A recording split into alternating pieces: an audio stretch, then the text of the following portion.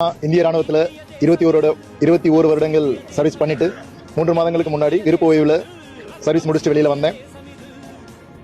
தமிழக அரசியலை பொறுத்தளவுக்கு ஓய்வு பெற்ற ராணுவ அதிகாரிகள் யாருமே ஒரு தீவிர அரசியல்வாதியா இல்லாத சூழ்நிலையில ஓய்வு பெற்ற IPS அதிகாரிகள் அவங்களுடைய திறமையை ஒரு பேசுபொருளா இந்த அரசியல் களத்தில் கொண்டு வந்துட்டு இருக்க காலகட்டத்தில் ஒரு இந்திய ராணுவ அதிகாரியான என்னால ஏன் ஒரு மிகச்சிறந்த அரசியலை நம்ம தமிழ்நாட்டு மக்களுக்கும் நான் இன்று இணைந்துள்ள தமிழக வெற்றி கழகத்துக்கும் என்னால் கொடுக்க முடியாதுன்ற ஒரு நம்பிக்கையில நான் இன்னைக்கு என்னைய தமிழக வெற்றி கழகத்தில் இணைச்சுக்கிட்டேன்.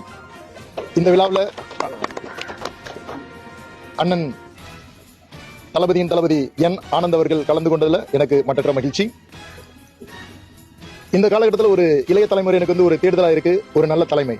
அந்த ஒரு தலைமையா நான் தேர்ந்தெடுத்தது இளைய தளபதி அண்ணன் விஜய. எங்களோட கொள்கைப்பாட்டில் இருக்கிற கரைபடியாத கரங்களை பிடிச்சு நடக்க போறோம் என்றது ஒரு வெறும் வார்த்தைகள் கிடையாது. இன்னவரை கரைபடியாத கரங்களுக்கு சொந்தக்காரரான என்னோட இளைய தளபதி விஜய் அண்ணனோட கையை பிடிச்சு நான் என்னோட அரசியல் வாழ்க்கையை தொடங்குறேன்றதுல மற்றற்ற மகிழ்ச்சி அடைகிறேன். நன்றி, வணக்கம். ராணுவத்தில் பணியாற்றிருக்கீங்க.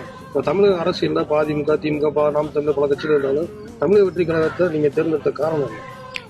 அதிமுக, திமுக போன்ற பெரிய கட்சிகளுக்கு ஆல்ரெடி நம்ம மக்கள் வந்துட்டு நிறைய வாய்ப்புகள் வழங்கிட்டாங்க. அவங்களோட செயல்பாடுகள் என்னன்னு தெரிஞ்சிருச்சு. நாம் தமிழர் அண்ணன் சீமான் அவர் ஒரு தனிப்பாதையில அவரோட அரசியல் தொடர்ந்துட்டு இருக்காங்க.